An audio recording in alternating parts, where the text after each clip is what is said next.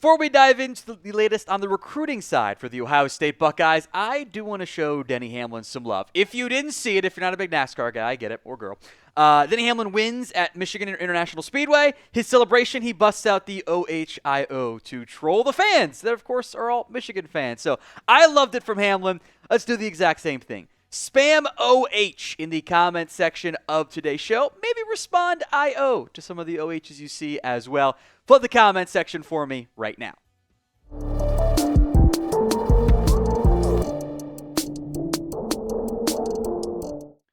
The Ohio State Buckeyes have landed a commitment from four-star back Favour Akih. This came in Sunday afternoon, evening timeline there.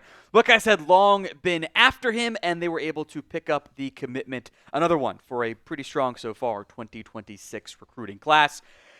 Akih was down to three schools: Ohio State, Miami, USC, covering all corners of the college football landscape. This is what he told Bucknuts about his commitment. The coaches are great. The facilities are great. Ohio State has been my dream school. You see the brotherhood there. I grew up a Buckeye fan, and I'll be close to family. The brotherhood really stood out to me this weekend. So Akih commits to the Buckeyes following his official visit. Not a overly loaded official visit weekend for Ohio State. They're also been doing some camp stuff for 2027 and beyond. He's number 166 overall in the 24/7 Sports Composite rankings. All the times you see these profiles of their rankings, we're doing the 24/7 Sports Composite. Obviously, you get differing numbers between On3 and Rivals, etc.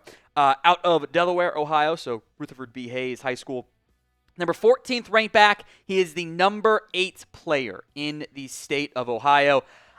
There was a visit scheduled for USC. We'll see if that even ends up happening, but I feel like this one is a pretty rock-solid commitment for Favour Akih to the Ohio State Buckeyes. This is where the 2026 recruiting class currently sits for the Buckeyes. They're number 4 in the country, behind only USC, Notre Dame, and Clemson. So that is where they currently sit. Now, they're not done as of right now. You even got Hayes Fawcett doing his new bit of teasing when someone else is going to commit. Timing TBD on that one.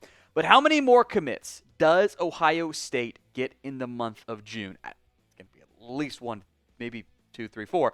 We shall see. Sound off in the comment section of today's show. It's the pinned comment. How many more commits does Ohio State get in June?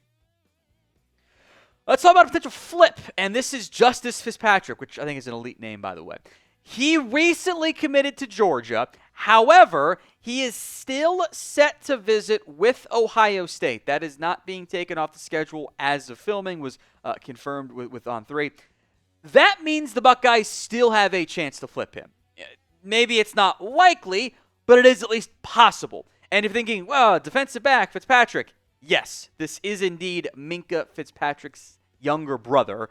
He's got some, Midwest ties with his brother playing so long now for the Pittsburgh Steelers. Fitzpatrick is a top-tier recruit. He's a 4-star, but he's number 47 overall in the 24/7 Sports Composite rankings. He is the number 3 ranked corner and the number 5 player in the state of Florida. He has already completed visits with Georgia, with the Miami Hurricanes. The update now is it's going to be June 13th for Fitzpatrick. Now, of note, that originally was the Texas timeline for the visit.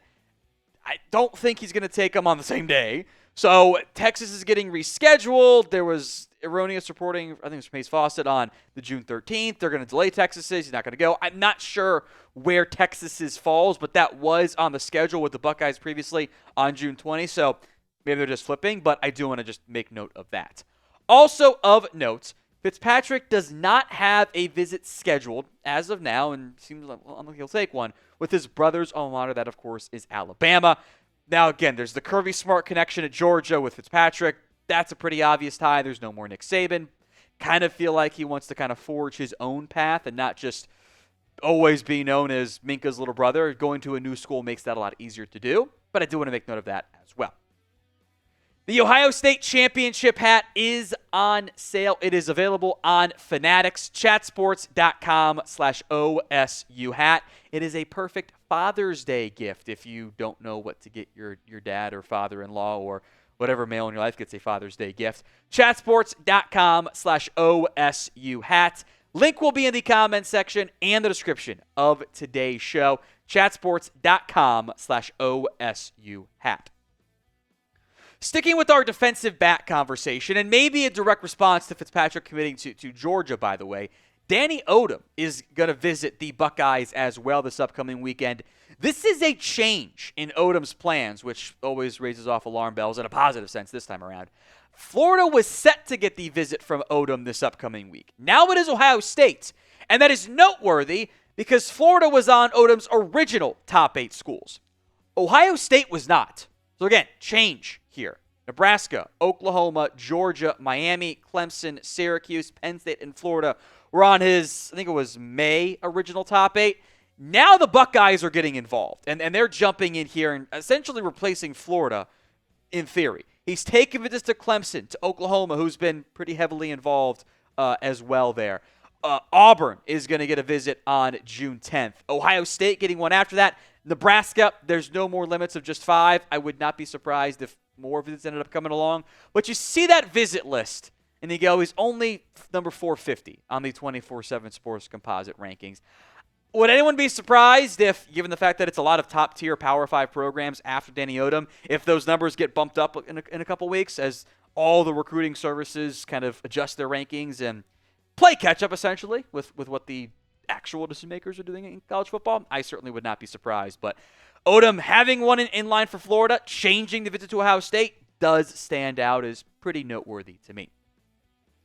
Don't miss out on any Ohio State recruiting news, rumors, etc. Hit that sub button so you don't miss out. YouTube.com/GoBucks. We'll have more videos for you all off-season long. Let's go to the Drew Evers updates here. And I wouldn't be overly shocked if the Buckeyes end up landing him, maybe even sooner than some expect. On3 reporting that OSU is in a quote-unquote strong position to land Evers after his visit. Here's what he said to On3. It's a great visit. The amount of time I got to spend with Coach Day stood out. He told me how much of a priority I am for them and how much of a perfect fit there. I felt great about how I fit in with the players there. I could feel the brotherhood and the culture. He also said, quote, if Ohio State wasn't in my mind before, they sure are now. Ohio State is very, very high on my list. There's a handful of visits for Evers that have now been completed. Ohio State, in no order, LSU, SMU. Penn State lurks as an option. That's June 13th. Texas A&M on June 20th. A&M has kind of long been mentioned as one of the top favorites for him. Does sound like OSU had a very strong showing at this visit. This is where Evers sits in the current 24/7 Sports Composite rankings. He is an interior offensive lineman, so there could be some possibility of center option for Drew Evers, which is always a little bit tricky to find, even though he's done plenty of tackle work at Flower Mound High School out in Texas. Number 13th ranked interior offensive lineman, 209 overall, 27th ranked player in the state of Texas. We'll certainly keep our eyes on him.